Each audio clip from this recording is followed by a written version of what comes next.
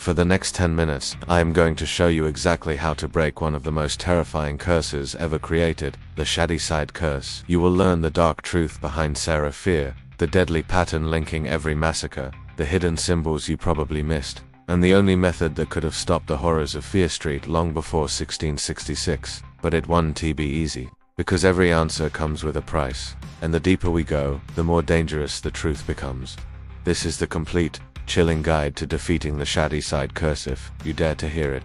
Tonight we unravel the twisted origins of the Shadyside Curse, expose the ritual behind the endless slaughter, decode the secrets buried beneath the woods, and reveal the one forbidden strategy that could have broken the curse centuries before Dina, Ziggy, or Sam ever touched Fier Street. You'll discover who the real villain was, why Shadyside never had a chance, the hidden loophole inside Solomon Goode's ritual, and the single step no Fier Street survivor ever tried until now.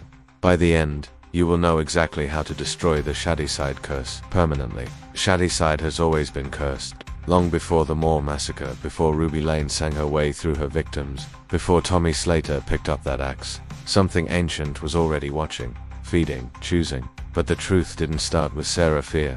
It started with a man who believed he deserved the world, Solomon Goode. When he carved the first name into the Devil's Book, he didn't just doom one victim. He created a cycle, a system that would bleed Shadyside dry for centuries, each massacre resetting the curse like a clock striking midnight. But what if you had been there? What if you had understood the rules of the curse before the blood ever touched the stone? Could you have broken it? Yes, but only if you understood these three things. The curse feeds on real, personal fear. The victims are chosen strategically, not randomly. And most importantly, the curse survives because people believe it can't be broken. Tonight, we challenge that belief. In every Fier Street story, the characters run in circles. They search for Fier, blame the witch, chase rumors of dark magic. But the truth is much simpler, and far more horrifying. Fier was never the witch. Fier was the warning. The curse isn't connected to her bones or her possession. It's bound to the Goode family, to an unbroken chain of deals passed down from father to son. If anyone in Shadyside had discovered this earlier, they could have ended everything. The first step to defeating the curse is understanding that the witch you fear is the wrong witch. Every massacre begins with a name written on the stone, one person chosen to become a vessel of slaughter. The townspeople always try to survive the killer, but they never try to stop the creation of the killer. That was their first fatal mistake. If a Shadysider had discovered the ritual chamber, destroyed the book, or stopped a Goode family member from writing down the next name, the curse would have cracked open like glass. Imagine if someone in 1978 or 1994 had realized this. Imagine if Ziggy or Cindy had followed the tunnels all the way to the heart of the curse. Imagine if someone had destroyed the altar. The curse would have ended right there. No Ruby Lane, no Skull Mask, no Camp Nightwing Massacre, no more Massacre, no Fier Street Trilogy. One action, one interruption, and the entire curse collapses. This is the strategy no one ever tried because no one believed they could. The curse is a contract. Break the contract, you break the curse. And there are exactly 3 ways to destroy a satanic contract of this kind. 1. Kill the bloodline that made the deal. If the Goode bloodline ends, the contract becomes ownerless and collapses. This is the method Fier Street finally uses in 1994. But there was a darker version of this plan that could have ended the curse centuries earlier. Imagine someone in 1666 confronting Solomon Goode before he finished the ritual. Imagine someone cutting the bloodline off at its roots. The curse dies before it ever breathes. But that wasn't the only way.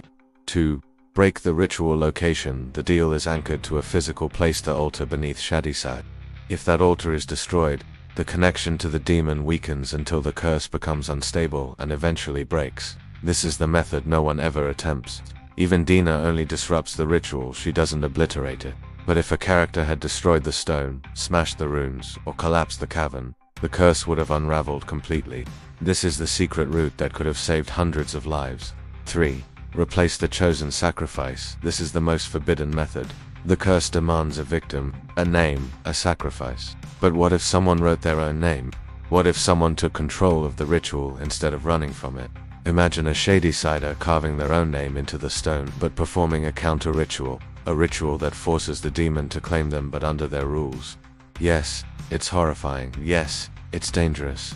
But it gives the victim a moment of absolute clarity before the possession takes hold. And in that moment, they can destroy the altar, kill the bloodline, or sever the demons linked to reality. It is a suicidal strategy, but it would break the curse instantly. A sacrifice to end all sacrifices. The Shadyside Curse wasn't just supernatural, it was psychological. Fear controls Shadyside. Fear divides Shadyside. Fear blinds Shadyside. The townspeople blamed witches, ghosts, legends, everything except the one man responsible, and as long as fear misdirected them, the curse stayed alive. To break the curse, someone didn't need magic. They needed clarity, they needed courage. They needed to stop believing the lie. The curse ends when Shadyside stops being afraid of the wrong thing. Now you know how to do it.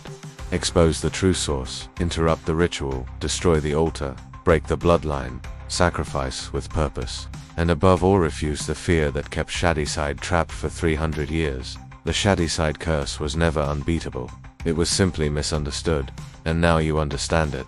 If you enjoyed this deep, terrifying breakdown of the Fier Street Saga and want more horror mysteries, cursed histories, and dark cinematic secrets, subscribe to Nerd Multiversum, leave a comment telling me which curse you want explored next, and share this video with someone who loves a good scare. More horrors await.